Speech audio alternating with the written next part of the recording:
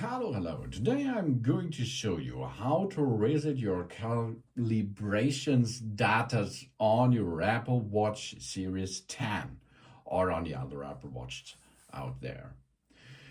Why we should reset this calibration data, the Apple Watch, of course, can calculate calories, tracks and pace and so on informations with your activity app, with your workout app and so on. But maybe this calibration is failing. That means if you walk 1 mile and it's only it's in real 2 miles and the watch only says it was 1 mile, for example, then you should reset your calibration data. And after this, you should make a new calibration, of course. But the first thing of it should be a reader of your calibration data. For this, we will need an iPhone, which is paired with your Apple Watch, and then we open that to the Watch app.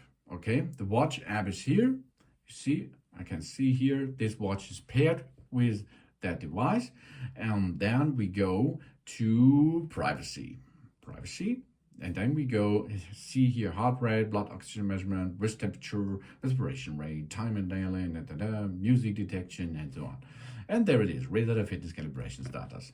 If we push there comes an information about we are sure you want to permanently delete our calibration data in history. This will result in less accurate measurement of our activity and workouts, of course. That's right. But if this history data and the calibration of the past is not good, so we have to reset that. Job's done.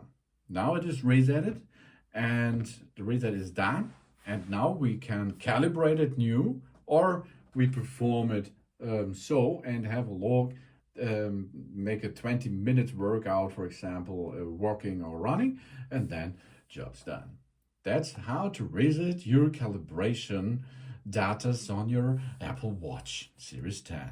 Thanks for watching. Please subscribe me and give me a positive feedback, and I hope to see you again on my channel. So.